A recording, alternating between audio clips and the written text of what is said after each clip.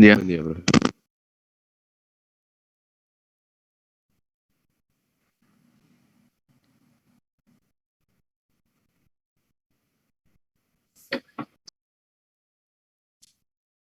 No sé si vieron, pero subí la guía de problemas, ¿eh?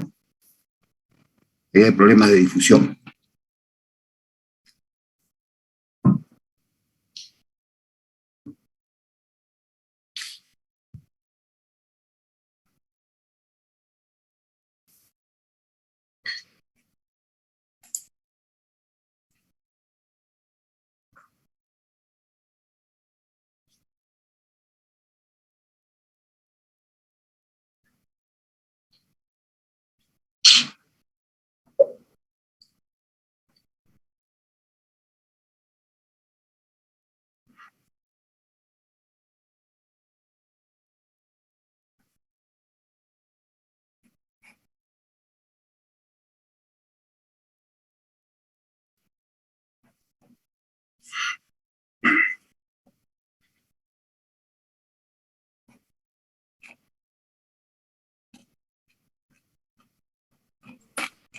Buen día, profe. ¿Cómo están? Buen día.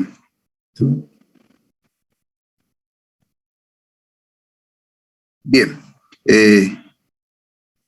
Nos tomamos un ratito para consultar algunas dudas de lo que estuvieron viendo, de los problemas que estuvieron viendo, si avanzaron algo, si pudieron estudiar.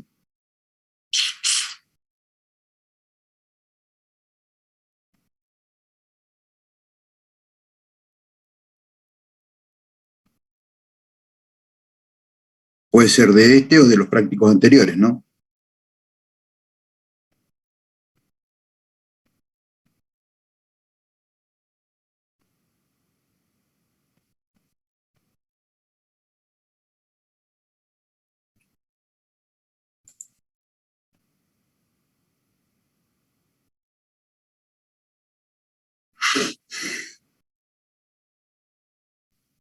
Profe, Sí. yo tengo un par de dudas del TP2. Ajá. Me quedaron ahí colgadas. Por ejemplo, una es en el punto 10, que pregunta qué es una macla, que describe el mecanismo de deformación y bajo qué condiciones se da este tipo de deformación plástica. Y yo, por ejemplo, bueno, describí todo lo que pedía antes, pero no sé bajo qué condiciones. Porque encontré una parte en un texto que leí, de un libro, no me acuerdo de qué libro, que decía bajo ciertas condiciones en un metal maclado puede ser deformado con mayor facilidad que uno libre de maclas. Claro. Esto es como consecuencia que la red cristalina dentro de la macla se realiza con frecuencia dentro de una orientación de planos deslizantes, los cuales se pueden alinear más favorablemente con respecto a los esfuerzos aplicados para el deslizamiento. Pero no, en ningún momento me dice bajo qué condiciones y por qué sería con mayor facilidad uno que está libre de maclas, digamos. Esa parte Bien. no entendí. Para profundizar el tema, ahora vamos a charlar un poquito, pero para profundizar el tema en bibliografía, el Hosford, que es uno de los libros que tienen en la carpeta de compartidos ahí, que es un libro más específicamente para la parte de propiedades mecánicas y todo eso, entonces van a hablar mucho más de deformación plástica y este tipo de cuestiones. En el capítulo 10, creo que habla específicamente de las maclas. ¿Sí? Ok. Habla específicamente de las maclas. Después, también lo pueden ver en el Dieter, también lo pueden ver en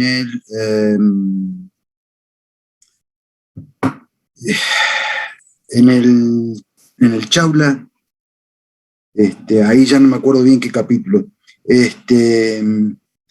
Pero digamos, para entender un poquito la cuestión de las maclas.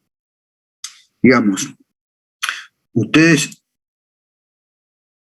deben recordar, sí, Hofford, sí. Ustedes deben recordar que nosotros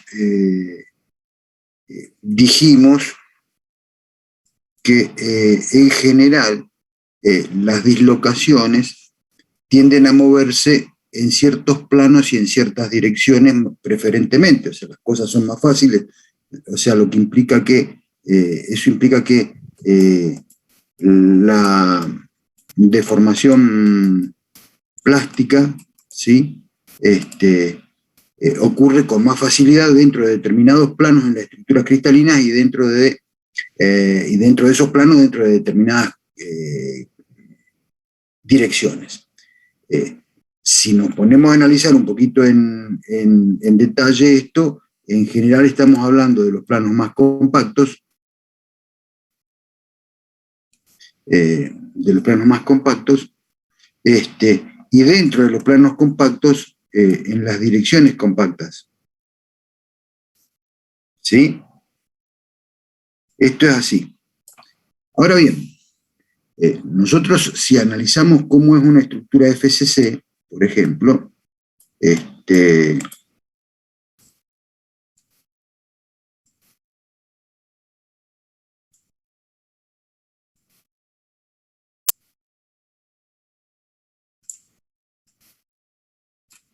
dentro de una estructura de FCC,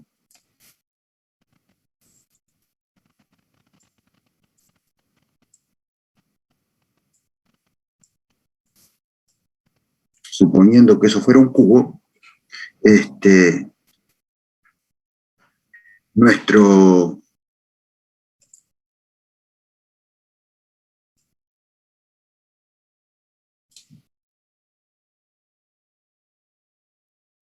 nuestro sistema de ejes, ¿sí?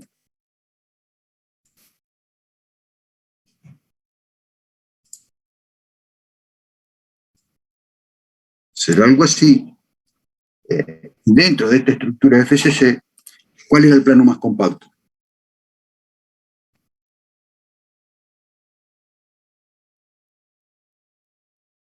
El 1-1, profe. El 1-1-1, ¿sí? Que era básicamente, por ejemplo, vamos a verlo así, que queda más.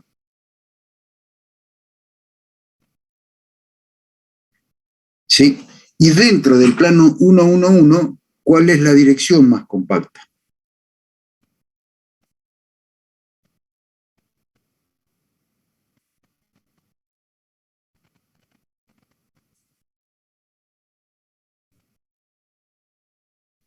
No me acuerdo, ¿era la 001 o algo así? ¿Cuál es, o sea, ¿cómo es la forma del plano más compacto que tenemos? En este plano compacto nosotros tenemos básicamente un átomo por acá, otro átomo por acá, otro átomo por acá, otro átomo por acá, otro átomo por acá y otro átomo por acá, ¿sí? Los tres de las entradas de las caras. ¿Está? En realidad, estos átomos, ¿cómo se están tocando entre ellos? ¿Cuáles son vecinos más próximos?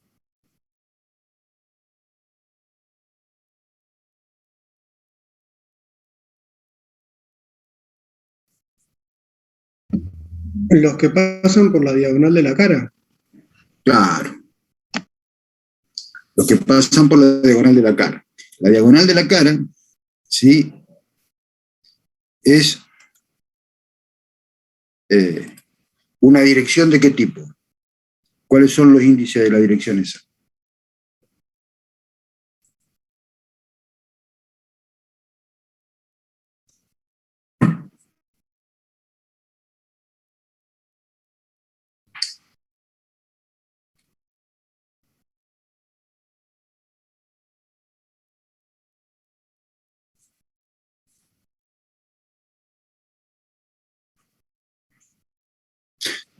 sea, este plano que dibujamos en azul es el plano 1, 1, 1, ¿cierto? ¿Cuáles son los índices de la dirección los índices de direcciones de las trazas azules esas que dibujamos ahí? Sería 1, 0. Por ejemplo, 1, 1, 0. ¿Sí? Entonces, fíjense ustedes que dentro de este cubito que estamos haciendo nosotros acá, en realidad tenemos una gran cantidad de planos similares. Vamos a dibujarlo en verde. O sea, porque este que estamos dibujando acá, ¿sí? También pertenece a esa familia, pero también pertenece a esa familia cualquiera que dibujemos con esta base y que toque este vértice o este vértice, y también pertenece a esa familia, y a su vez cada una de las diagonales de las caras es una dirección compacta. ¿Qué pasa entonces? Digamos, supongamos que en este sistema cristalino, que ustedes después me van a tener que poder decir cuál es la cantidad de sistemas de sistemas de deslizamiento compuestos por el plano 1, 1 y por la familia de direcciones 1, 1, 0. O sea, familia de planos 1, 1, 1 y familia de direcciones 1, 1, 0. ¿Cuántos de esos hay en un cubito de estos?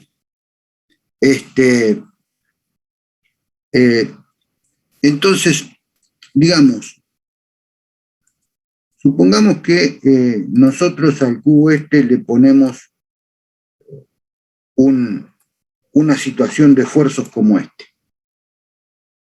Bueno, este esfuerzo, y por otro lado, lo otro que nosotros sabemos es que las dislocaciones se mueven por tensiones tangenciales, ¿cierto? Por tensiones cortantes, no por tensiones normales.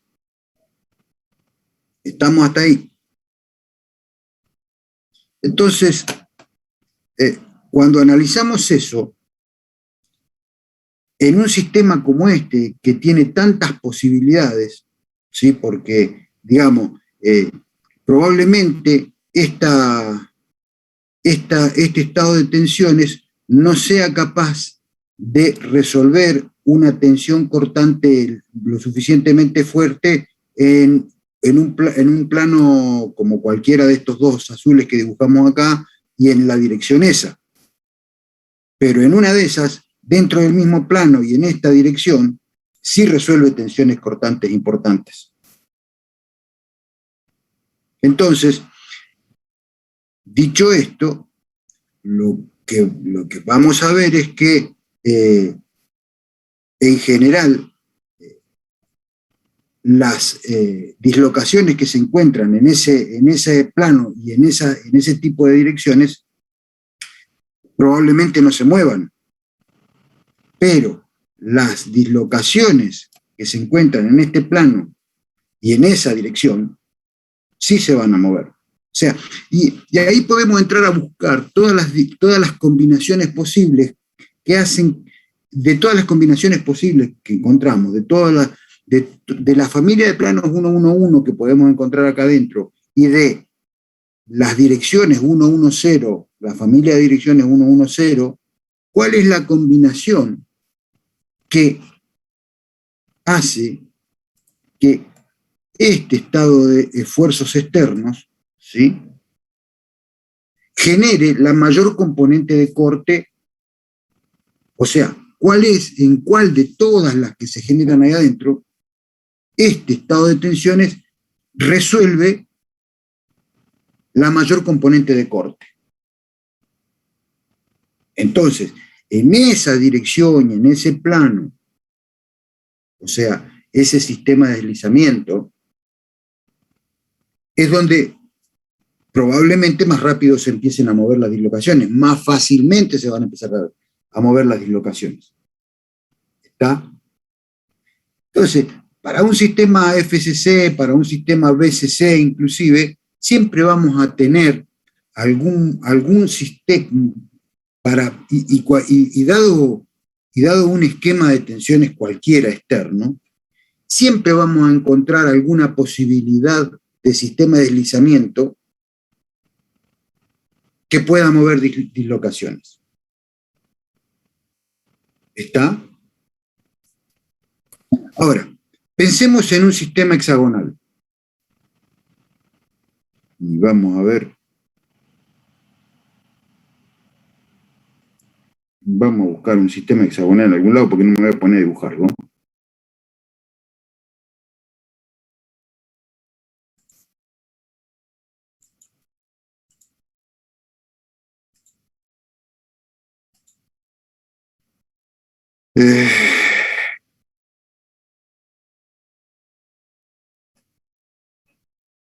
Esperen un segundito.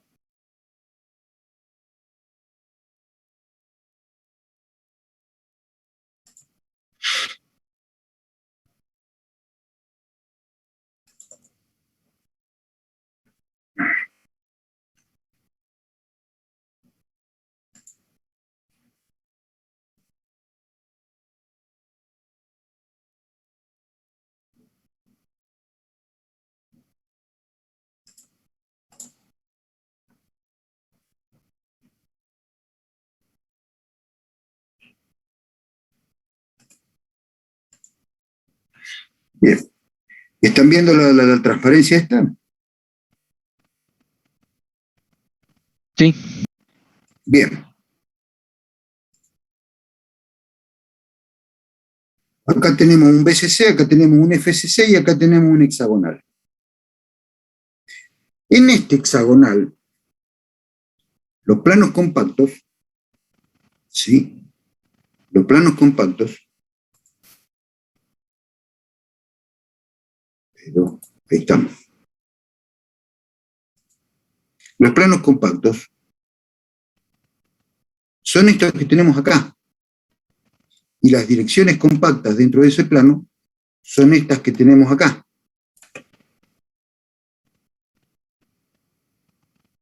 ¿Qué otro plano compacto hay? Pues este que está acá abajo, que es paralelo a este. ¿Y qué otro plano compacto hay? Pues este que está acá abajo, que es paralelo a... Son dos planos paralelos, planos que no se cortan. ¿Está? Y direcciones compactas, como esta, que es la misma que esta que está acá abajo en el de abajo de todo, ¿sí? O como la que pasa por acá, o como la que pasa por acá, ¿sí? Como la que pasa por ahí. ¿Se entiende hasta ahí? Sí. Entonces, supongan que yo a ese plano compacto, a ese sistema de planos compactos, le estamos aplicando un esfuerzo de este tipo.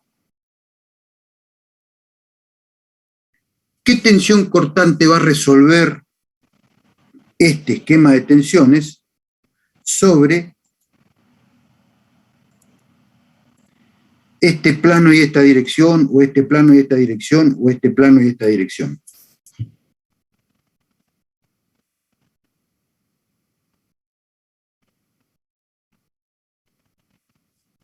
Nula, porque estas fuerzas son normales a ese plano en este caso. Estamos hablando de una situación hipotética y extrema, ¿no? O sea, una situación como esta. O sea, en definitiva, en una situación como esta, este cristal no tiene posibilidades de deformar plásticamente. En cambio, si yo le pusiera, por ejemplo, acá tenemos un material FCC, ¿sí? Ese material FCC, el plano compacto es este que pasa por ahí, por ejemplo. Supongan que yo aplico una tensión normal a este plano compacto, como esta. ¿Sí? O sea, respecto de este plano compacto, o sea, respecto de cualquiera de las tres direcciones más compactas que hay acá, esto no va a resolver ninguna tensión cortante. Pero no se olviden que dentro de este sistema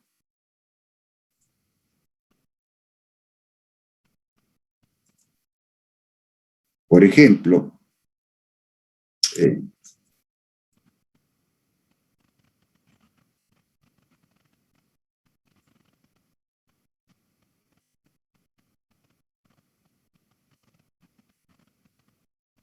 este también es un plano compacto. ¿Sí? Y estas fuerzas ya no son perpendiculares a ese plano, son casi paralelas a ese plano. ¿Se ve? Entonces, seguramente que esas fuerzas van a ser capaces de resolver alguna componente cortante acá y acá. Y entonces ahí se van a poder deformar. ¿Se dan cuenta de la diferencia entre los distintos tipos de estructura cristalina respecto de la deformación plástica? Digamos, o sea, en el caso en el que, eh, bueno, en el hexagonal que mencionaba antes, Claro, por ser perpendicular, digamos, a las fuerzas, digamos, ser casi perpendicular, perdón, ahí no tiene posibilidad de formar como en la parte de abajo, como en el de abajo, digo. claro, claro, Y porque eso se cumple para todos. los esfuerzos cortantes que resuelven en este plano y en las direcciones esas que estamos mostrando ahí, son nulos. Entonces, en este tipo de estructuras, ¿sí? En este tipo de estructuras, es en las cuales el maclado, este cambio de orientación de un grupo un grupo de cristalitos dentro del grano cristalino, ¿sí? Ese cambio de orientación, ese pequeño cambio de orientación, no va a generar una gran deformación plástica per se, pero sí lo que va a hacer es que en una de esas, este plano que antes estaba así, ahora lo va a inclinar un poquito respecto de estas fuerzas que tenemos acá, y al inclinarlo un poco ya empieza a resolver una tensión cortante dentro de ese plano y en alguno de los sentidos de la deformación, en alguna de las direcciones compactas. Y entonces, más allá de que la deformación plástica generada per se por la macla sea mínima, lo que ahora queda es que empiezan a haber direcciones en las cuales las dislocaciones se pueden mover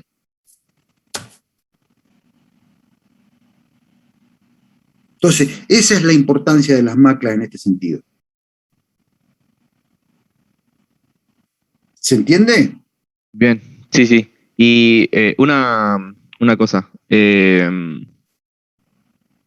ver cómo lo puedo preguntar. O sea, esto, viéndolo microscópicamente, ¿no? Digamos, para cada red cristalina. Pero eso no implica que, por ejemplo, en un cuerpo, yo aplicando una fuerza en esa dirección, no se pueda deformar prácticamente. Es únicamente a esta Claro, pequeña porción de... claro. Nosotros lo que planteamos es lo siguiente. Nuestro material, normalmente, excepto condiciones muy, muy específicas de generación, es policristalino. ¿Sí? O sea, cuando nosotros agarramos un pedazo grande de material, ¿sí? En realidad ese material va a estar compuesto por una serie de granos cristalinos, ¿cierto? En todos los cristales estos, la estructura es hexagonal compacta, por ejemplo. O sea, si nosotros estamos representando un material constituido por esta estructura cristalina, en cada uno de estos granos la estructura es de este tipo. En cada uno de estos granitos la estructura es de este tipo. Lo que pasa es que no todas las, o sea, en este grano las direcciones compactas están orientadas así, ¿sí? Bueno, y me faltaría una acá. En este otro grano están orientadas así, perdón, así, y etcétera, etcétera. O sea, hay diferencias, ya vimos lo que significaba el borde de grano, o sea, el borde de grano lo explicábamos en función de las diferentes orientaciones en cada grano cristalino. Entonces, ¿cuál es el tema? El tema es que si este material compuesto por cristales de este tipo, en distintas orientaciones en cada grano, está sometido a este mismo esfuerzo, ¿sí? A este mismo esfuerzo que veíamos acá, ¿sí? Habrá granos cristalinos,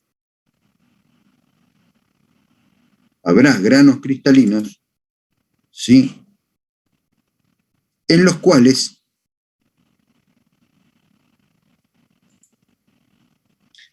las fuerzas aplicadas resuelvan tensiones cortantes lo suficientemente altas como para generar deformación plástica. Pero habrá granos cristalinos, qué sé yo, por ejemplo, en este que está acá, en los cuales este esquema de esfuerzos externos no resuelve en ninguna dirección y plano, en ningún sistema de deslizamiento, una fuerza suficiente como para mover dislocaciones.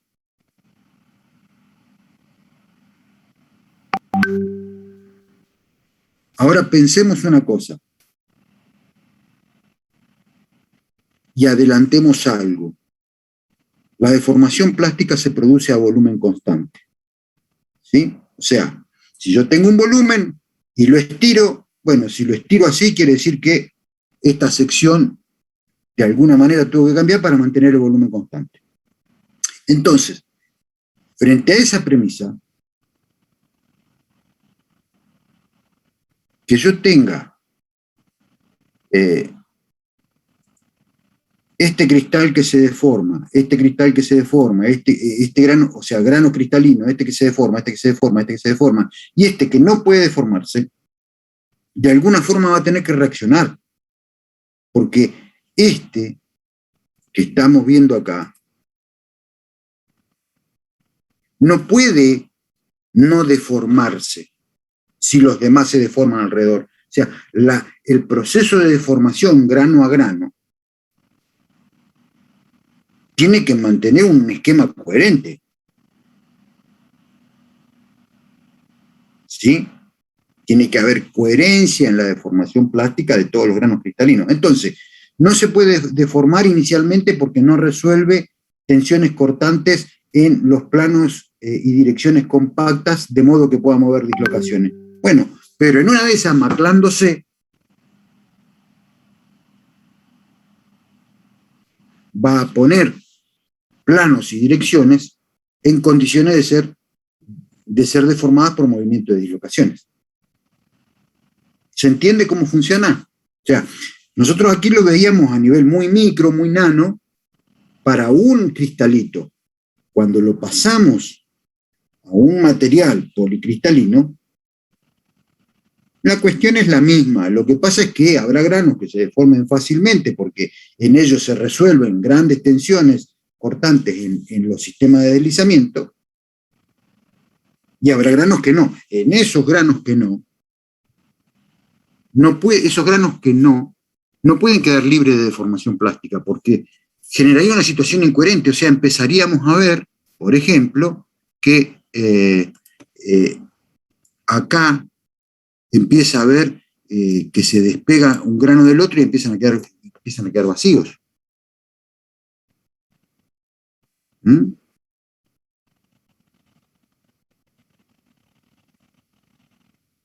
¿Se entiende? Profe, una consulta, porque me estaba costando un poco darme cuenta de las direcciones de los desplazamientos, porque yo iba a preguntar del 11 eso mismo.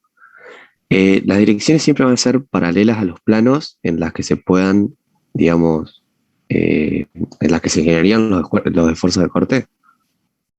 A ver, nosotros vamos a hablar más en detalle en unas pocas clases más adelante de todo lo que tiene que ver con deformación plástica. Ahí nos vamos a enterar y a avivar de varias cuestiones en particular.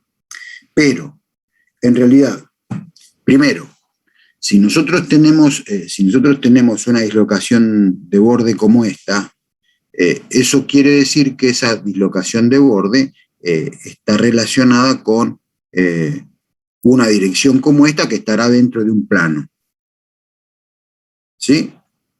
Entonces, a esta dislocación solo la pueden mover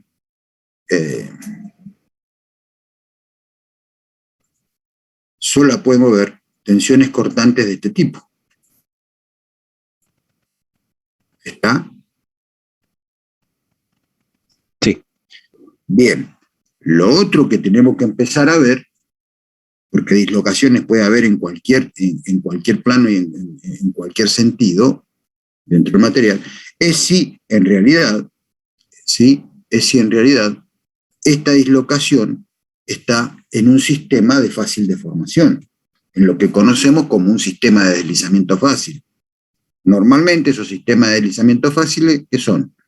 Son los planos de máxima compacidad y dentro de ellos una dirección de máxima compacidad. O sea, por ejemplo, como decíamos recién, ¿sí?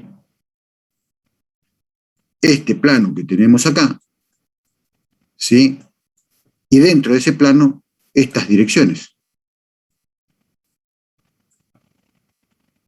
Acá es lo mismo, nada más que el plano ese está por la organización de tipo ABC, o sea, acá la secuencia de planos que tenemos es A, vamos a usar el chiquito, A, B, A, ¿cierto? Y si pusiéramos otro acá arriba sería de nuevo B, A, B, A, B.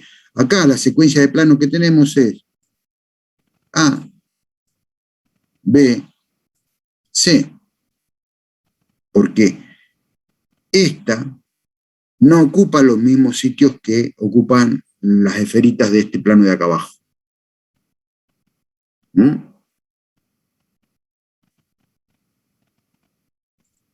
Esta no ocupa los mismos sitios que ocupan estas esferas de acá abajo. ¿Mm? En cambio, en este caso sí. Aquí es bien notorio, o sea, esta está ocupando el mismo tipo de sitio que esta. Y el próximo plano que venga acá arriba va a ocupar el mismo sitio que esta acá. ¿Mm? Es la única diferencia que tenemos entre esta estructura y esta estructura. De hecho, entre las cuestiones que suelen suceder durante los procesos de deformación, supongamos que tenemos un material FCC en el cual el proceso de deformación se está llevando adelante en algún plano como este, es probable que ocurran lo que se conocen como fallas de apilamiento, o sea que en realidad en algún punto en vez de ocupar este espacio, pase a ocupar este espacio de acá al lado y entonces encuentre una situación de plano AB a B, una sucesión de planos AB a B. Lo mismo ocurre acá, que las fallas de apilamiento que las fallas de apilamiento generen una situación ABC-ABC. Eso ocurre todo en el proceso de formación, porque en realidad, y vamos a borrar todo el dibujerío que hicimos, en realidad, sí, si nosotros si nosotros pensamos cómo sería la situación de deformación, ¿sí? Supongamos que tenemos una deformación, que tenemos una deformación en este sentido, ¿sí? Eso significaría que esta esferita pasaría a un punto por acá. ¿Está? De una situación C a otra situación C que está por acá. Pero, eso capaz que lo hace con una composición de movimientos, generando primero un salto acá y después el salto allá. Esta posición de salto acá, si la analizan un poquito, se van a dar cuenta que es que esta esferita pasó a una situación, de la situación C a la posición B. Esas son cosas que pasan durante la deformación. Y ahí se produjo la falla de apilamiento.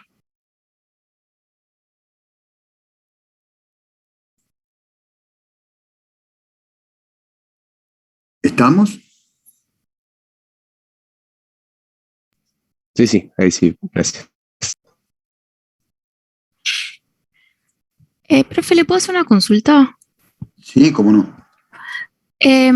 Con respecto a lo que estaba hablando recién de las maclas, yo acá tengo anotado en otros defectos que, por ejemplo, en el ejercicio 9 puse los defectos en los materiales, como las dislocaciones, los defectos puntuales y los límites de grano funcionan como señales de alto para las dislocaciones. Oponen resistencia al movimiento de estas y cualquier mecanismo que lo haga otorga mayor resistencia a los metales. Eso fue lo que encontré en el Ashkelon. Entonces las maclas, al contrario de estas, favorecen a la deformación. En general, las maclas por deformación, porque también hay maclas por tratamiento térmico, ese es otro problema, en general, las maclas por deformación se producen en este tipo de materiales, ¿sí? En este tipo de materiales. Ya vamos a ver algunas características más. Y cuando se producen maclas en el proceso de formación es porque de esa manera facilitan el movimiento de dislocaciones que antes no se podían mover. Ah, bien. Bien, buenísimo. Y después tengo dos consultitas con respecto a ejercicios del TP2. No sé si le puedo compartir porque lo hice en Word al TP. Para que dejo de compartir yo y no sé si ahí está, a ver, creo que ya podés compartir. Sí, ahí puedo compartir.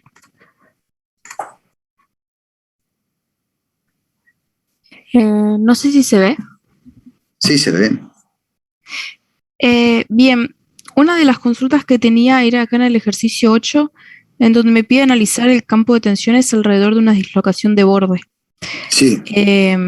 Bueno, lo único que pude encontrar es que las dislocaciones de borde iban a generar tensiones cortantes y tensiones normales alrededor del eje de dislocación, que sería a partir de estas formulitas.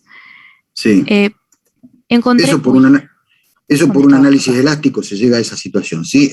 Las dislocaciones helicoidales, en cambio, o de tornillo, en cambio, solo generan tensiones cortantes. Si lo buscas en las transparencias, estaba. Claro, sí, esta imagen la saqué de la transparencia. Está bien. El tema es que intenté leer el Dieter, creo que decía un poco, porque en el Ashkelon no estaba, y no dice mucho tampoco.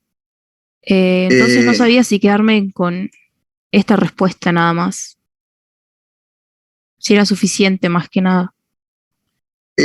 Mira, la idea es que vos entiendas, estos trabajos prácticos primero no son evaluativos, son fundamentalmente para que ustedes puedan estudiar, ¿sí? La evaluación vendrá ahora en la otra semana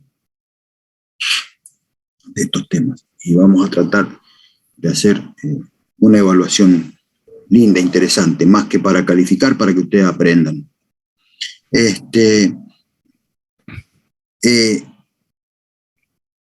esta es una respuesta correcta, concisa y correcta, y no hay nada al respecto.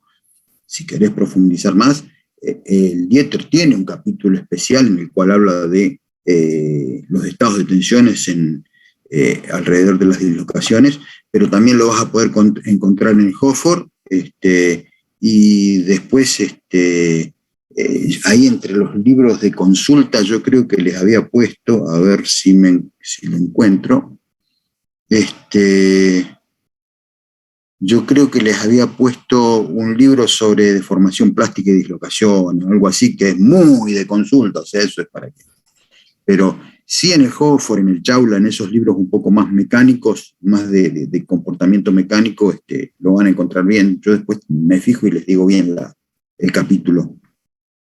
Ah, bien, bien, bien.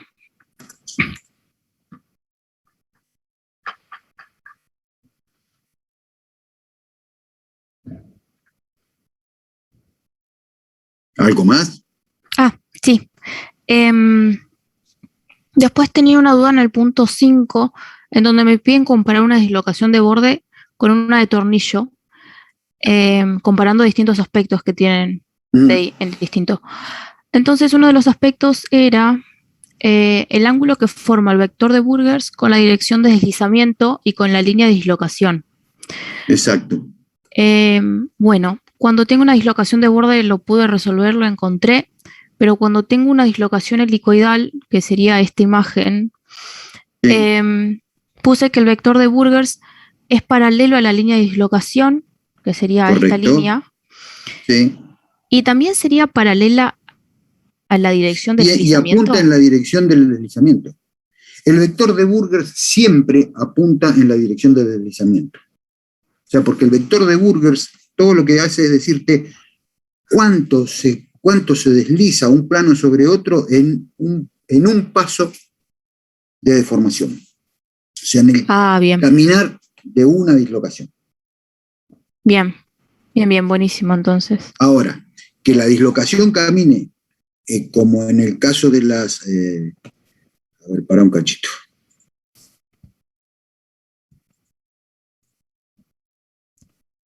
Que en el caso de las helicoidales, tu dislocación está caminando así. Sí. ¿Sí?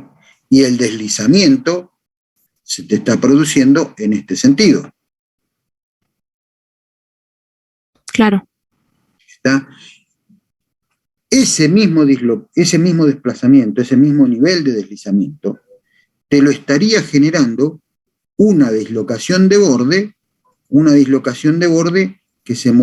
tuviera la línea de dislocación, una dislocación de borde que fuera como esta, y que se estaría desplazando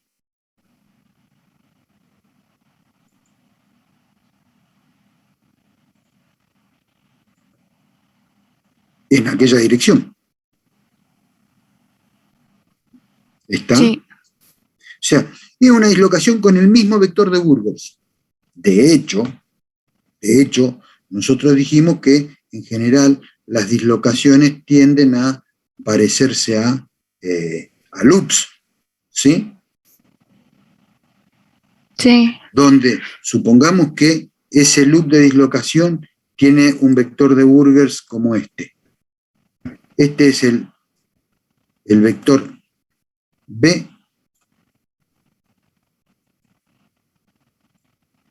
de mi dislocación. Sí. Pues entonces, eso quiere decir que aquí, en esta parte, la dislocación es pura de borde y que aquí, en esta parte, y aquí, en esta parte, la dislocación es pura de tornillo, al igual que por acá es pura de borde. Es una sola dislocación. Si yo me pongo a analizar qué pasa con esa dislocación en esta región, ¿sí? Me voy a encontrar con que a este vector de Burger lo voy a poder descomponer, ¿sí? En una partecita normal a la dislocación y en una partecita paralela a la dislocación, a la línea de dislocación. Y entonces acá estoy hablando de una dislocación mixta. Claro. ¿Está? Sí. ¿Se entiende cómo funciona? Sí, sí, sí, sí. Bien. Después, Ya. en este dibujito que vos tenés acá, ¿sí? Tu deslizamiento está en este sentido y tu vector de Burger está en ese sentido. Claro. Que lo hayas logrado con una dislocación como esta que... A ver. Ay, ¿dónde está? Ah, no está acá. Que lo hayas logrado con una dislocación como esta que tenés acá, o como esta, con una línea de dislocación como esta que yo dibujé acá, da lo mismo. O que lo hayas logrado con una dislocación de este tipo. Claro. Ah, está bien. Sí, sí. O sea, el vector de Burgers es el nombre y apellido de la dislocación. Después podrá ser de borde, podrá ser de tornillo, en función de cómo queda ese vector de Burger respecto de la línea de dislocación. Pero el efecto que va a producir esa línea de dislocación con ese vector de Burgers es único, es el mismo. Por lo menos por ahora. Después vamos a ver que cuando empezamos a analizar cuestiones de endurecimiento, hay algunos otros problemitas. Ah, ok. Buenísimo, profe. Se entendió. Bárbaro. Debo compartir. Bien, eran esas mis consultas nada más. Gracias. Buenísimo.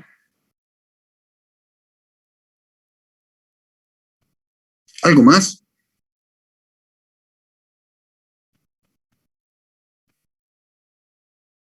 Yo tenía otra consulta con Sí. lo que había preguntado el compañero hace rato. Bueno, en el 11 te preguntaba, te hablaba de los planos de deslizamiento de las FCC, BCC y HCP, Sí. y te preguntaba cuál de las siguientes estructuras se espera que tenga mayor capacidad de deformación. Y bueno, yo saqué la cantidad de planos que posee sistemas de deslizamiento que tiene la FCC, la BCC, y dije que a medida que más planos tenía, mayor iba a ser la capacidad de formación. Por intuición Exacto, eso nomás. está No sé por qué.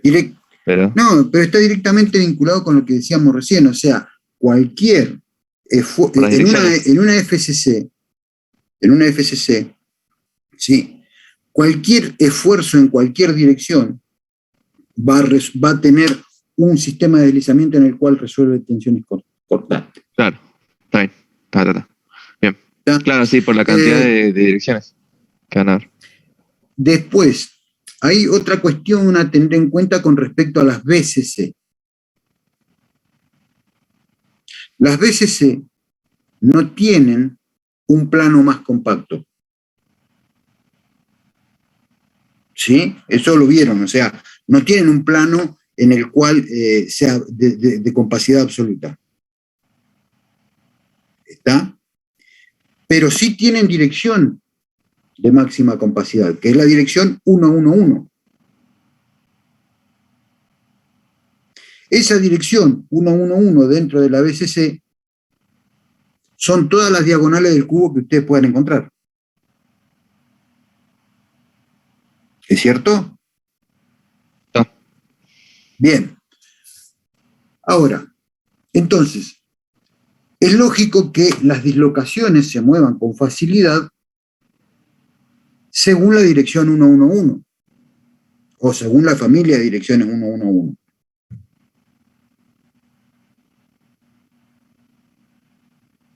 ¿Sí? Sí, sí. Bien. ¿En qué plano? porque no tienen un plano más compacto.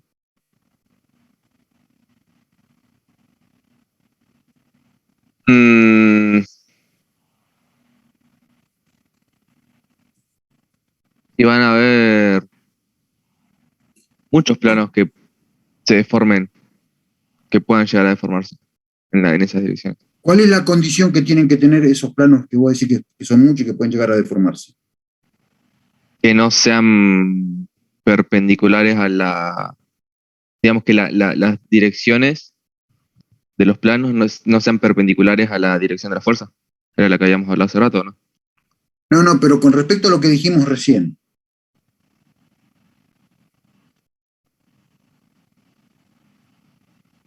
Ah, no entendí la pregunta entonces.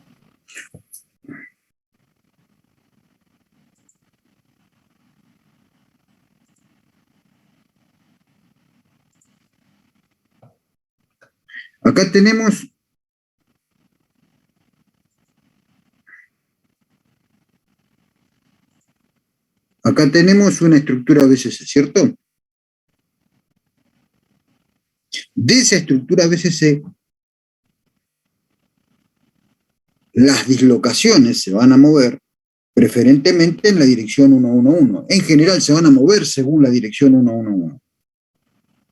O sea, según cualquiera de las diagonales de este cubo.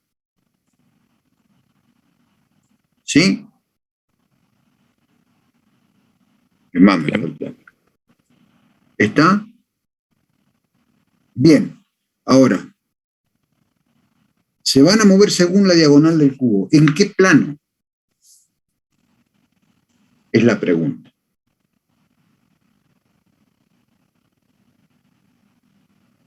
Y la respuesta es en planos que contengan a la dirección 111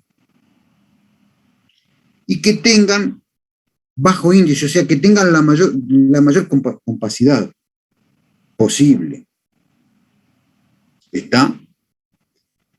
Un poquito de esto vamos a seguir charlando cuando veamos deformación plástica, pero en general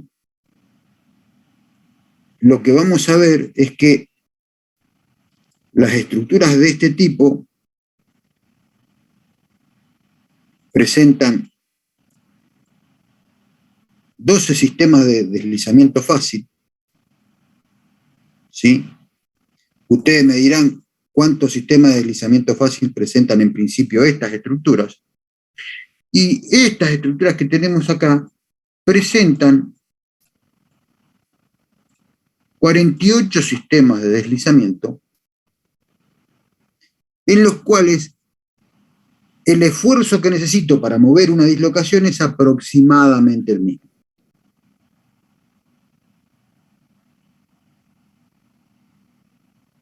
Porque empezamos a usar, como no tenemos un plano más compacto, empezamos a usar planos que contienen a estas direcciones que dibujamos acá y que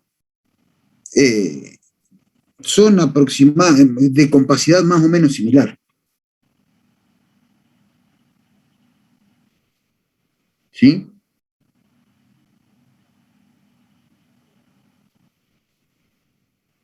Bien, sí, sí, perfecto.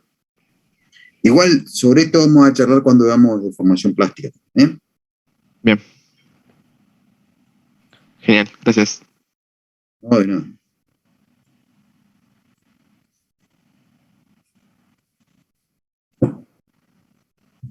Bueno.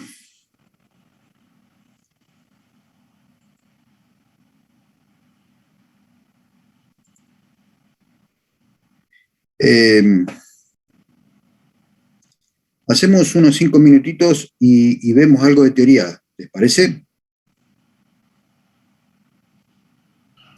Bueno, profe, antes del coso, había mencionado algo de una evaluación, ¿puede ser? Sí.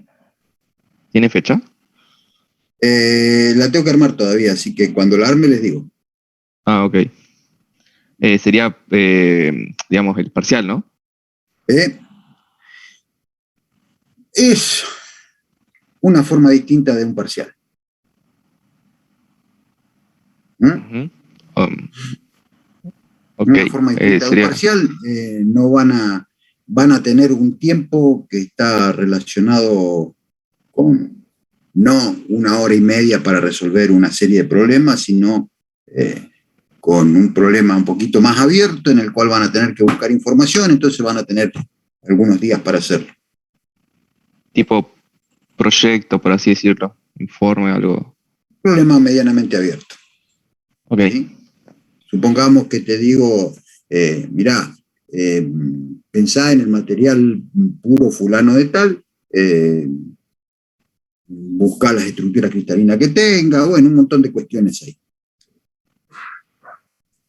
ok, buenísimo. Era para saber. Gracias. Bárbaro. Profe, Sí, ¿qué vamos a ver de teoría? Así veo si lo puedo imprimir.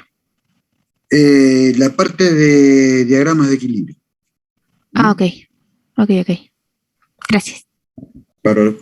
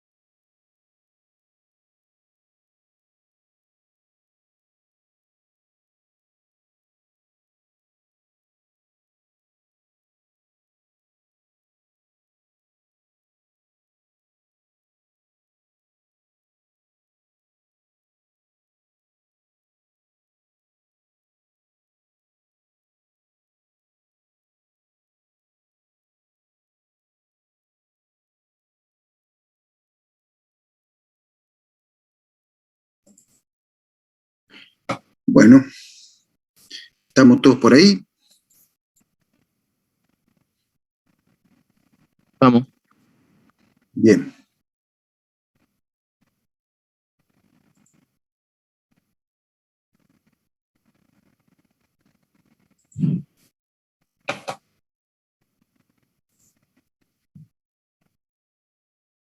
Recording in progress.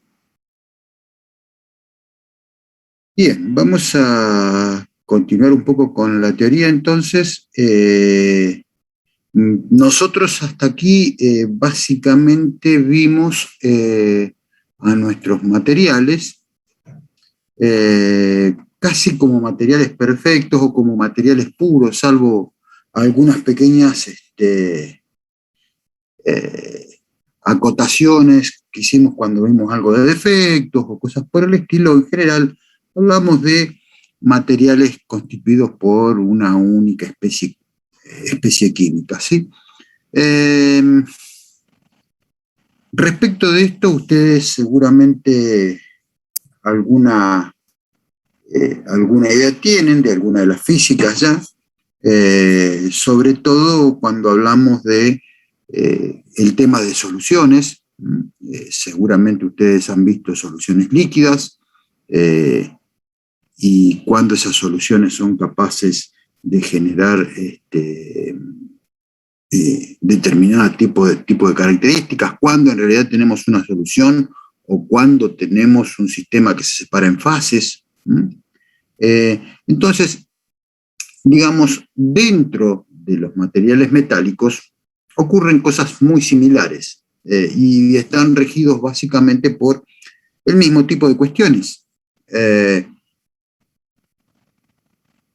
Salvo que los materiales están en estado sólido y entonces, por ejemplo, tienen las características de sistemas condensados que no pueden comprimirse, o sea que las presiones no son importantes en el esquema, o por lo menos hasta un determinado nivel de tensiones las cosas no son demasiado importantes, ¿sí? Así que un poco por ahí viene la charla que iniciamos ahora. Seguimos para ver por dónde andamos con respecto al programa de la materia, seguimos con esto de termodinámica y cinética de los sólidos. Aquí vamos a volver sobre la parte termodinámica. Nosotros lo que vimos respecto de la cinética de los sólidos básicamente hasta ahora es la parte de difusión. Así que bueno, seguimos metidos acá en esta etapa de la materia. En general, la mayoría de los temas estos ustedes los van a retomar en materiales 2.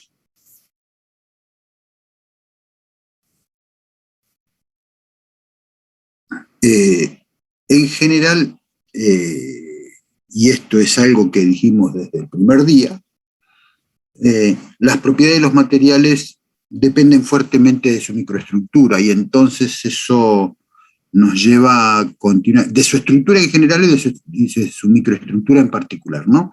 Entonces esto nos lleva a tratar de analizar la microestructura de los materiales, tratar de entender cómo se forman, tratar de entender si las puedo modificar y cómo las puedo modificar, ¿sí? Entonces, la idea de todo esto es, primero, en condiciones de equilibrio, ¿cómo son estos materiales? ¿Sí? ¿De qué manera puedo sistematizar su estudio? Y cómo a partir de este conocimiento puedo interpretar la influencia de la microestructura en las propiedades del material. Esto es un poquito lo que intentamos en esta parte de la materia. Como conceptos iniciales, nosotros tenemos fundamentalmente que tratar de entender la idea de fases, la idea de emisibilidad, ¿sí?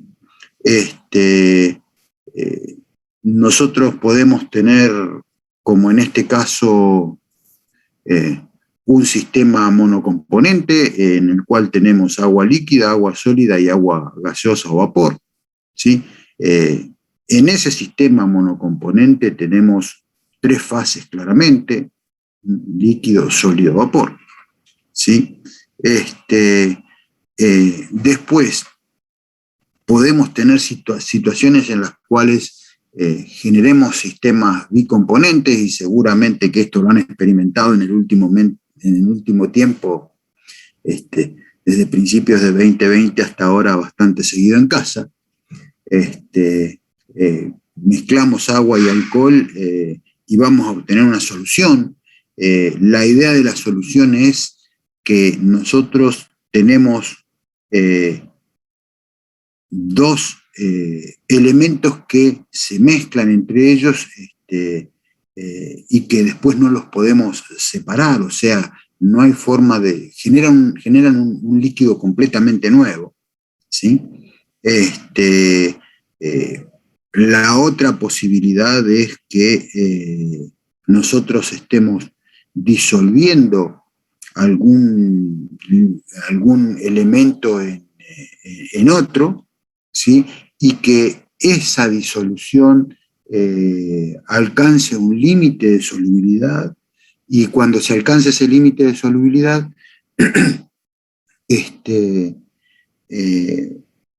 lo que tenemos es una separación de fases,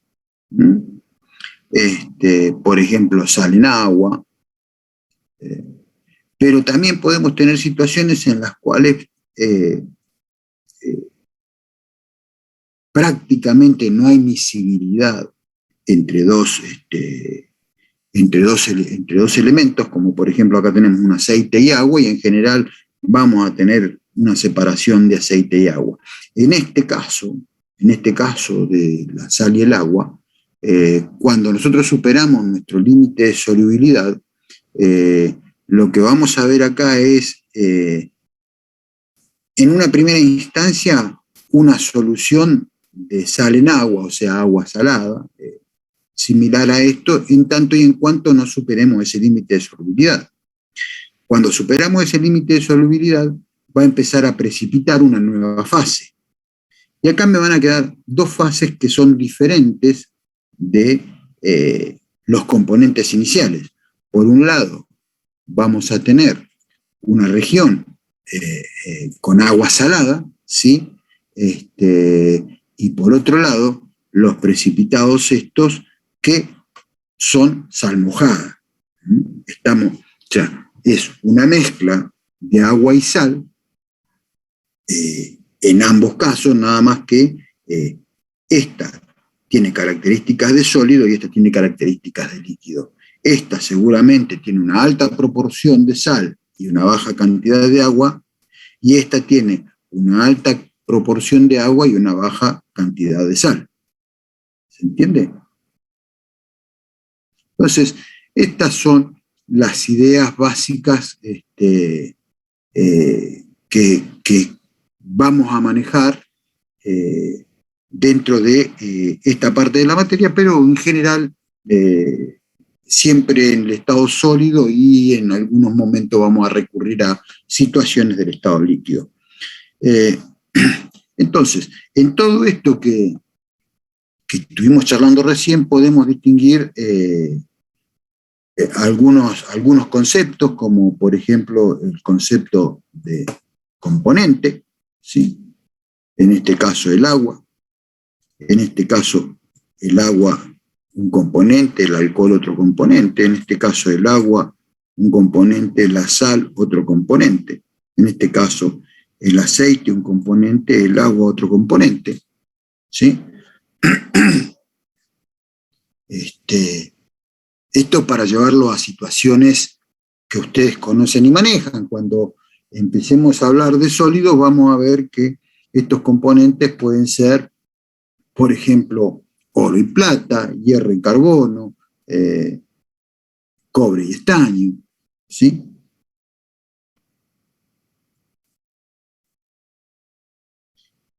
Por otro lado,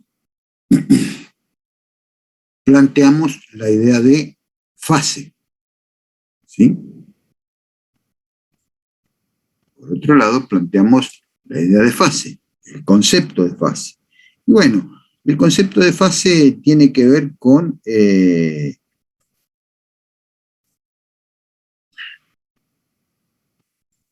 básicamente, en este caso, por ejemplo, tenemos 3 fases, ¿cierto? Agua, sólido y vapor. ¿Cuáles son las características de estas 3 fases? Las 3 fases están compuestas por el mismo componente, ¿sí? Las 3 fases están integradas por el mismo componente, nada más que las características físicas de cada una de esas fases son diferentes. En este caso, tenemos 2 elementos que se mezclan entre sí generando una fase única, de agua y alcohol.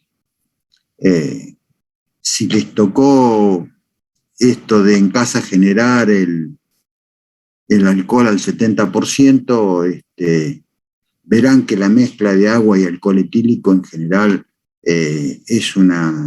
genera un proceso exotérmico, o sea, siempre se calienta el sistema, o sea que la mezcla de distintos componentes en el proceso de generar una solución conlleva consecuencias termodinámicas, hay calores de por medio. Esos esquemas pueden ser exo o endotérmicos, pero acá estamos generando una única fase, que es una solución de agua y alcohol. Y entonces aquí nos aparece un tercer concepto, que es el concepto de solución. En este caso, estamos generando una solución de agua en sal, o de sal en agua, mejor dicho, ¿sí? De sal en agua. Y acá estamos generando 2 soluciones. Una solución de sal en agua y una solución de agua en sal. Cada una de ellas una fase diferente. Cada una de ellas una fase diferente. Como ven, entonces, tenemos situaciones como esta, en las cuales los sistemas pueden mezclarse generando soluciones únicas en cualquier composición, o sea, desde 100% de agua hasta 100% de alcohol, mezclen como mezclen, siempre vamos a generar una solución. Y tenemos situaciones como estas, ¿sí? En las cuales, alcanzado, ¿sí?, un límite de solubilidad, vamos a tener la separación en fases. Finalmente, tenemos situaciones como esta, en las cuales no hay solubilidad, ¿sí? O hay una solubilidad muy, muy mínima, de modo que las fases continúan siendo prácticamente el componente, o los componentes. Cada una de las fases es el componente original.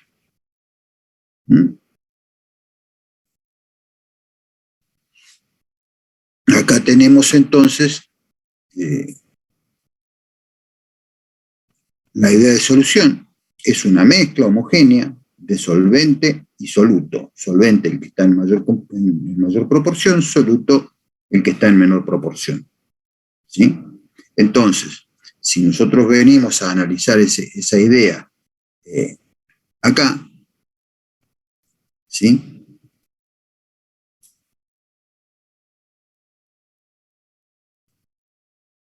si nosotros venimos a analizar esa idea en este esquema, ¿sí?, en esta fase de acá, tengo sal disuelta en agua, o sea, mi solvente es el agua, mi soluto es la sal. Pero si yo lo analizo en los precipitados sólidos que hay acá abajo, ahí tengo al revés. Ahí tengo agua disuelta en sal sólida. Entonces, tengo que la sal es mi solvente, ¿sí? Y el agua será mi soluto. O sea que ven que cada una de las fases tiene sus características particulares. Acá tengo una fase que es agua y otra fase que es aceite, y no hay solubilidad.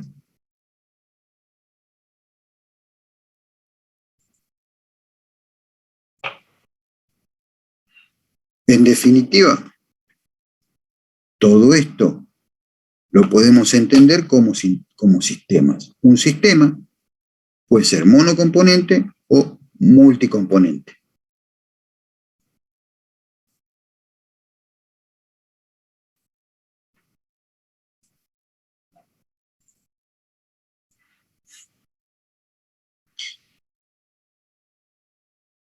Seguramente en alguna de las físicas vieron la regla de las fases de Gibbs, ¿sí?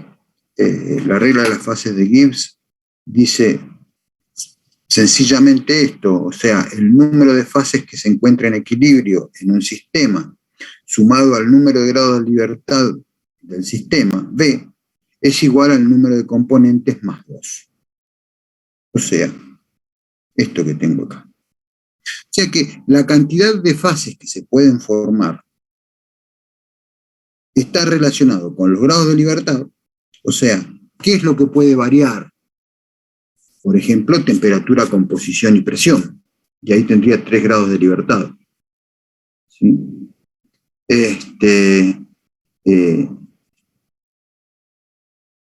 Y la cantidad de componentes que intervienen en el sistema. O sea,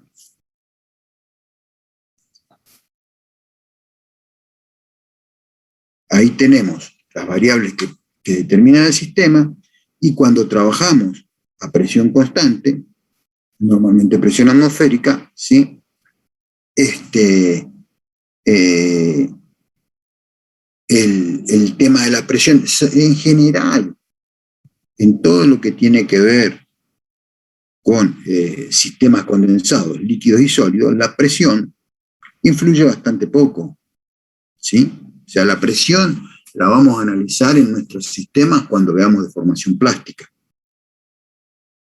Pero en este esquema prácticamente no influye. Entonces vamos a trabajar básicamente a presión atmosférica y vamos a ver que los sistemas de aleación que vamos a analizar están básicamente planteados a presión atmosférica. Si nosotros tenemos entonces que vamos a trabajar a presión constante, ¿sí? Y con aleaciones con aleaciones de 2 componentes, por ejemplo, aleaciones binarias, pero si trabajamos a presión constante, fundamentalmente eso, si trabajamos a presión constante, todo se nos transforma en 1.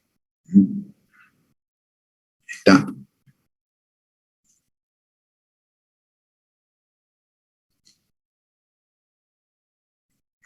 Digamos que entonces, si para presión constante este 2 se nos transforma en 1 y estamos hablando de una aleación de 2 componentes, saquen la cuenta de cuántas fases se pueden generar. ¿Cuántas fases pueden estar en equilibrio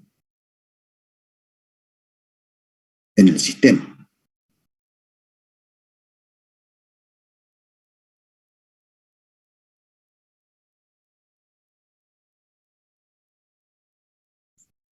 Eso se los dejo para que lo vayan pensando. Dentro de los sistemas en estado sólido, ¿sí? Nosotros nos vamos a encontrar con sistemas como este, donde tenemos una muestra de cobre. Esta muestra de cobre, esta línea de escala son 150 micrones más o menos.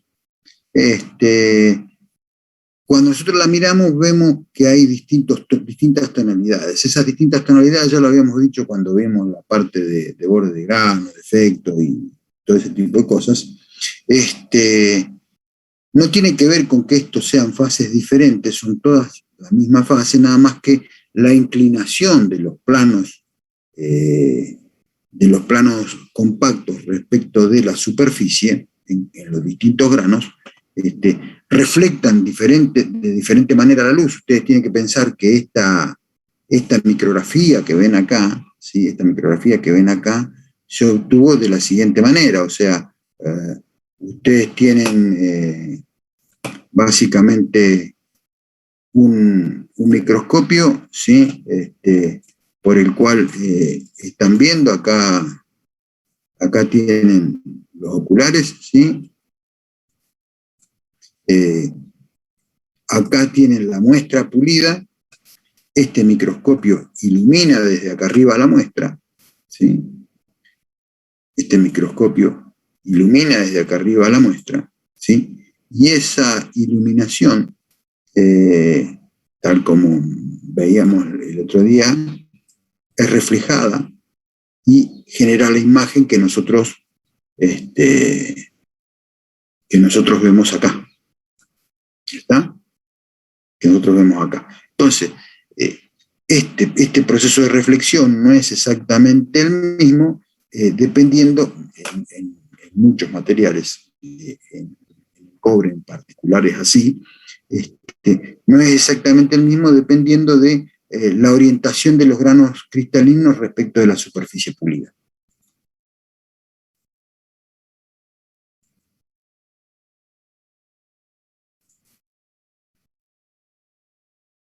Acá tenemos una aleación, que también es monofásica, ¿sí? Que también es monofásica. Esta es de cobre puro. Acá tenemos una aleación que también es monofásica, que tiene cobre, níquel y estaño, ¿sí? La escala esta son 25 micrones.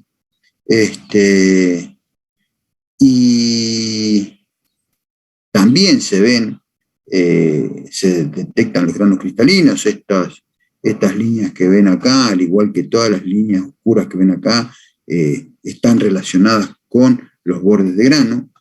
Cuando ven cosas como estas de aquí, esas de ahí, esas son maclas, ¿sí? Ahí, por ejemplo, ahí también se ven, bueno, la van a ver mucho en este tipo de sistemas.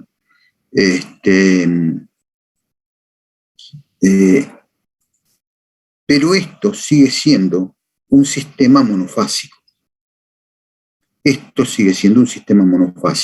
O sea, el cobre con 10% de níquel y 2% de estaño es capaz de generar una solución en estado sólido. O sea, como dijimos antes, una mezcla homogénea de cada uno de los componentes sin que se separe en fase, por lo menos para estas concentraciones.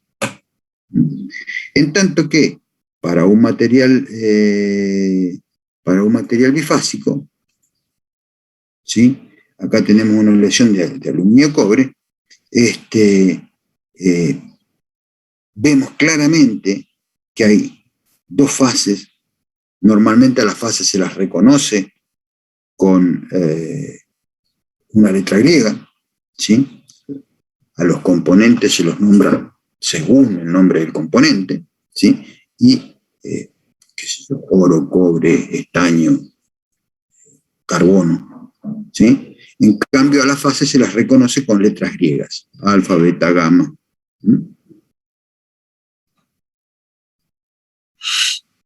Bien. Ahora, ¿cuándo un sistema es capaz de generar situaciones como esta o como esta? Bueno, ¿y cómo podemos sistematizar el estudio? Bueno, el estudio de esto se sistematiza en lo que conocemos como diagramas de equilibrio. Y nosotros vamos a ver básicamente los diagramas de equilibrio binarios.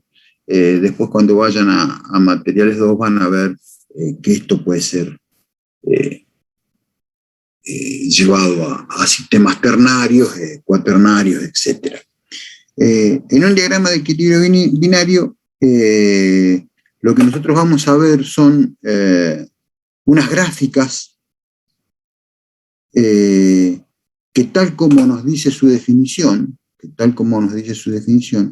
la consecuencia es que todos los puntos de esa gráfica están en condiciones de equilibrio. O sea, todos los puntos de esa gráfica, de ese plano que vamos a analizar, cumplen con la situación de que el delta G en cada punto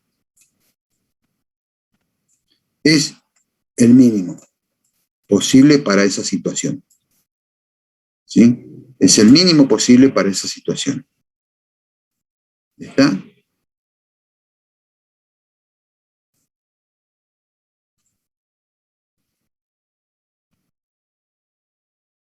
La información que vamos a obtener de estos mapas es en función del sistema que estemos analizando, cuáles son las fases presentes, ¿sí?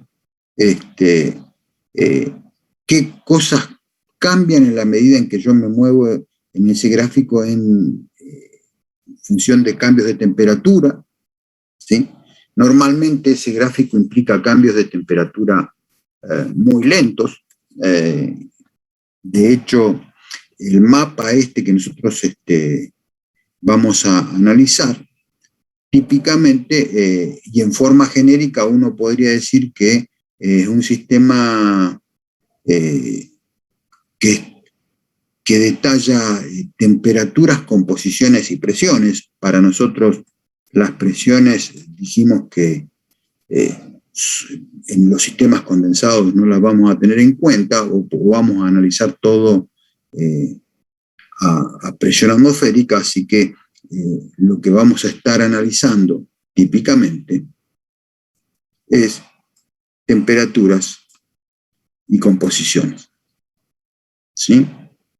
Los mapas, los gráficos esos que vamos a ver van a estar determinados por temperaturas y composiciones. Entonces, cuando variemos temperatura o cuando nos movamos en el eje de temperatura o cuando nos movamos en el eje de presión y composiciones, tendremos que ver qué cosas están presentes en situaciones de equilibrio.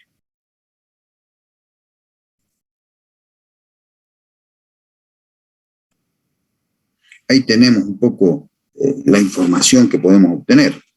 Temperatura a la cual las diferencias, las fases pueden cambiar de estado, presencia de situaciones como por ejemplo cambio de estructura cristalina dentro del estado sólido, lo que se llama polimorfismo. Por ejemplo, el hierro, ustedes ya lo vieron, a temperatura ambiente tiene estructura BCC, por encima de los 914 grados centígrados, en el hierro puro, esa estructura cambia a FCC, y por allá, cercano a la temperatura de fusión, cerca de los 1500 grados centígrados, vuelve a ser BCC. O sea, esos son cambios alotrópicos, eso es polimorfismo.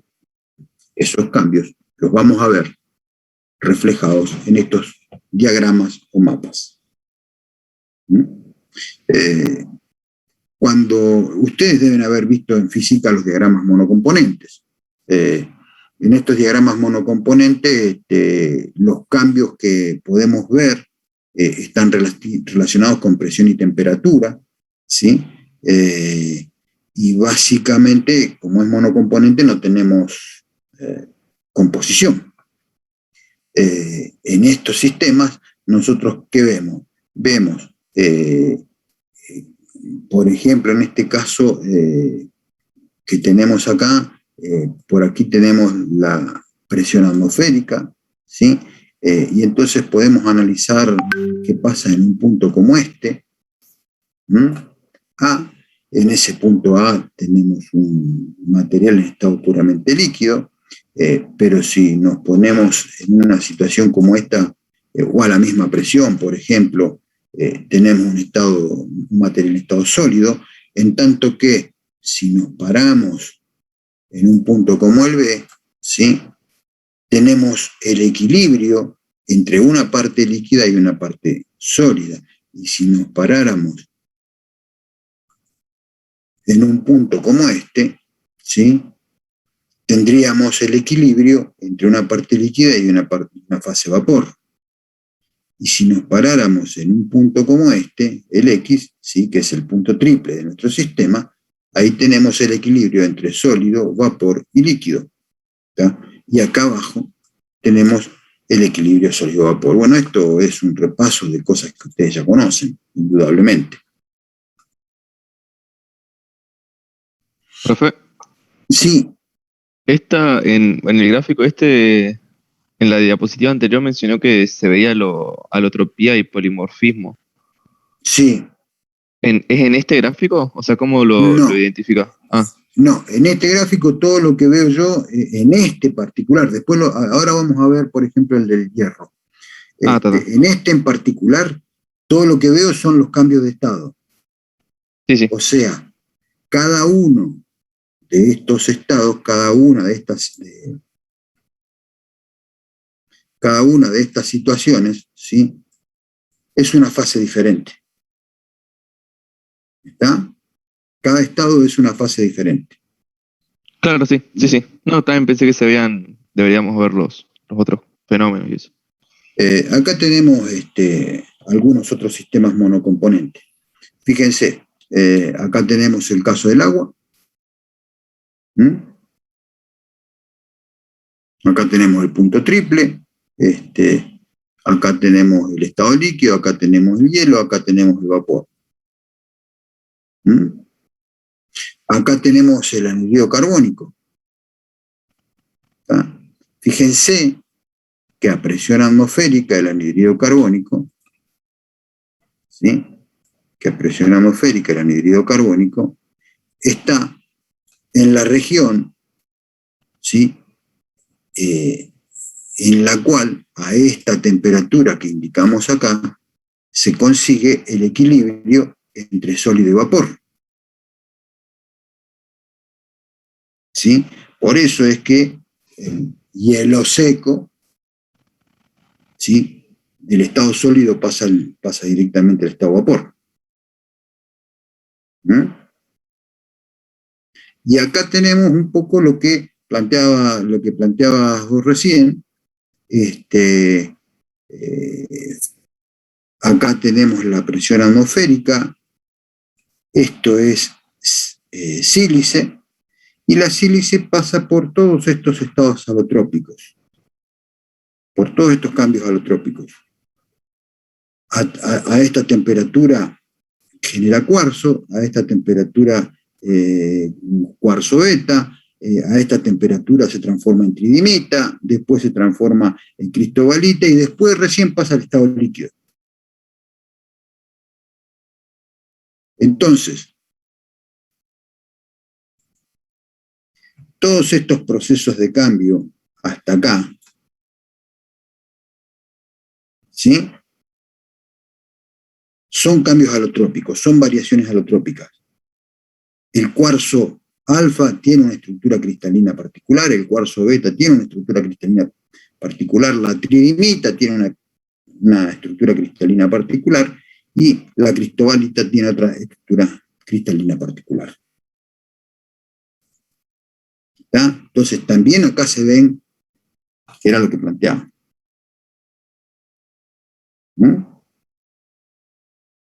Y fíjense que entonces en esto vamos a poder identificar un punto triple en el cual tenemos el equilibrio entre el cuarzo alfa, cuarzo beta y vapor. Otro punto triple en el cual tenemos cuarzo beta, tridimita y vapor. Y el punto triple propiamente dicho, que normalmente conocemos, en el cual tenemos sólido en forma de cristobalita beta, líquido y vapor. Y acá tenemos el otro.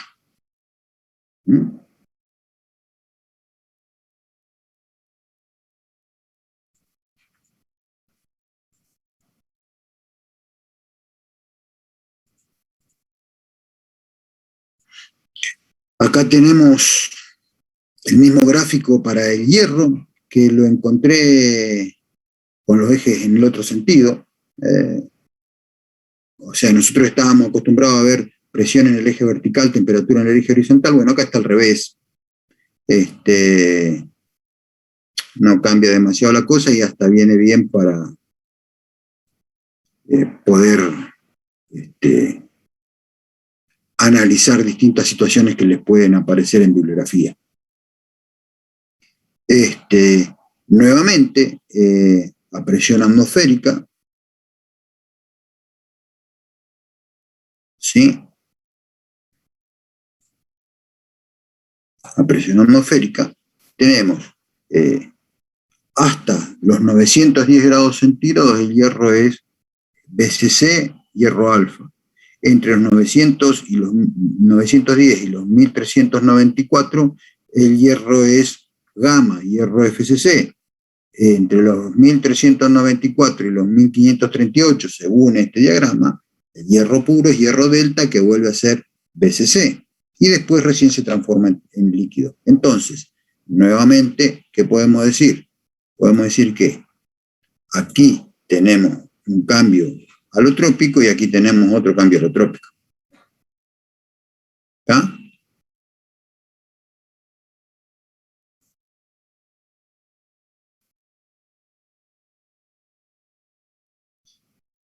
Si analizamos estas transiciones, ¿sí? Si analizamos estas transiciones, y esto es algo que con lo cual tenemos que empezar a familiarizarnos, ¿sí? Cada uno de estos cambios, fíjense que acá lo que estamos haciendo es arrancar de un sitio como este, ¿sí? Arrancar de un sitio como este, de una temperatura como esta, presión atmosférica, ¿sí? Y empezar a quitar calor. Y quitamos calor y hasta alcanzar la temperatura de 2860 grados centígrados, que es una temperatura que está por acá, ¿sí? Lo que tenemos es hierro en forma de vapor. O sea que hasta ese momento lo que estamos quitando es calor sensible, por eso se ve el cambio de temperatura por efecto de la extracción de calor. Ahora, si yo sigo extrayendo calor, hay un proceso de cambio de estructura, acá, perdón, hay un proceso de cambio acá, ¿sí? Que es transformar de fase vapor a fase líquido. Eso implica calor latente de fusión. Entonces, ese proceso de pérdida de calor latente ocurre a temperatura constante para materiales puros. Nuevamente tengo una extracción de calor sensible en el estado líquido hasta que alcanza los 1536, y acá tengo el punto de solidificación. Entonces ahí tengo nuevamente una etapa en la cual se extrae calor latente. Bueno, después tenemos nuevamente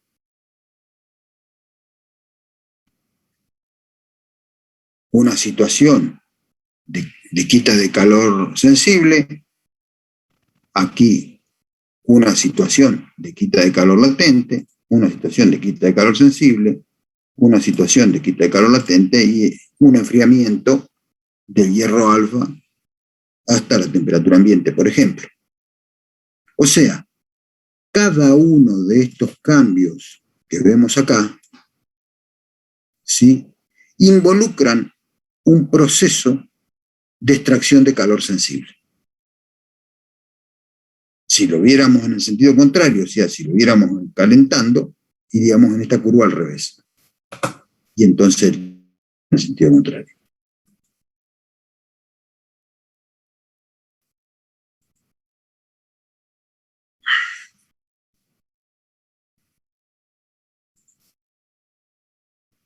Entonces, en un diagrama binario, ¿sí?, nosotros vamos a poner información similar a la que veíamos antes, ¿sí? Pero ahora, como estamos hablando de un material condensado, a la presión no le vamos a dar mucha bolilla y vamos a ver qué pasa a presión atmosférica. En estos diagramas, como ven ustedes, nosotros lo que tenemos es un mapa donde de un lado de ese mapa, o sea, en el eje horizontal lo típico es tener composición y tener temperatura en el eje vertical, ¿sí? Y por otro lado, arrancamos con el 100% de un componente y terminamos con el 100% del otro componente. O sea que en un punto como por acá, por ejemplo, tendríamos 50% de A, 50% de B, acá tendríamos 25% de B, 75% de A, acá al revés, ¿sí? Y en esta región acá, ¿sí?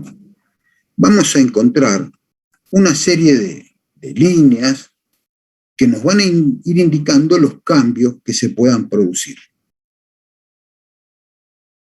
¿Mm? Los cambios que se puedan producir para cada una de las composiciones que analicemos. Cada una de estas composiciones es una aleación. Y esto que tenemos acá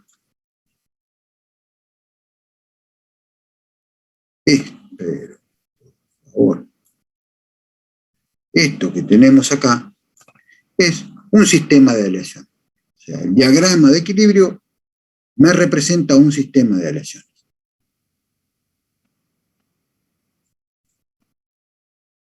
¿Cuál es la característica de los puntos dentro de este mapa? Bueno, es lo que dijimos. Cada punto de este mapa, cada puntito de este mapa en el cual yo me pare, más allá de lo que haya en él, implica una situación de mínimo de energía libre. Implica una situación de equilibrio. Con lo cual, digamos,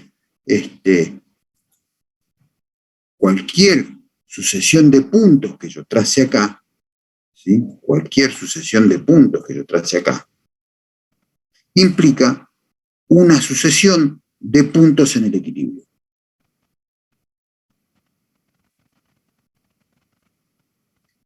Como consecuencia de esto, y con esto ya terminamos, como consecuencia de esto,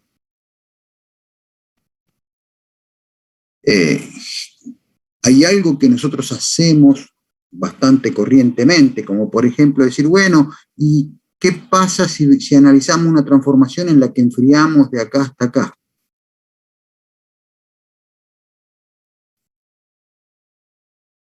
¿Qué pasa en el diagrama de equilibrio si enfriamos esto acá así? La verdad es que plantear transiciones de este tipo en un diagrama de equilibrio no sería estrictamente correcto. Porque para que haya una transformación, ¿sí? Yo tengo que desequilibrar. O sea, si yo apoyo una pelotita en una mesa plana, la pelotita no se va a mover. Si yo quiero que la pelotita se mueva, voy a tener que generar un gradiente, inclinar la mesa, por ejemplo, ¿sí? Para que se mueva. Entonces, un diagrama de equilibrio es básicamente un sistema estático, que en principio no permitiría movimiento. Después vamos a decir, che, ¿qué pasa si transformamos en el equilibrio, bla, bla, bla, bla, bla?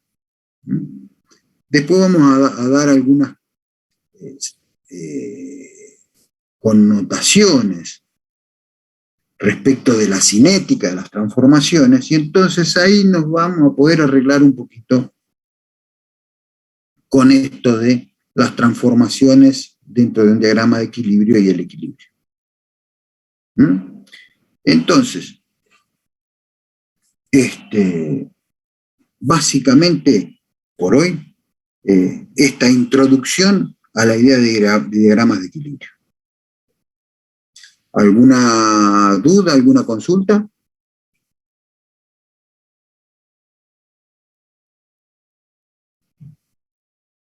No, profe, por mi parte.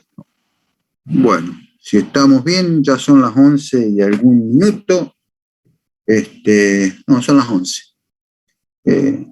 Dejamos acá y seguiremos el martes que viene. ¿Mm? Bueno, Listo, profe, Bárbaro. nos vemos. Nos vemos, hasta luego. hasta luego. Chao, profe. Nos vemos, buen fin de Chao, chao. semana. Chao. Igualmente, que pasen bien.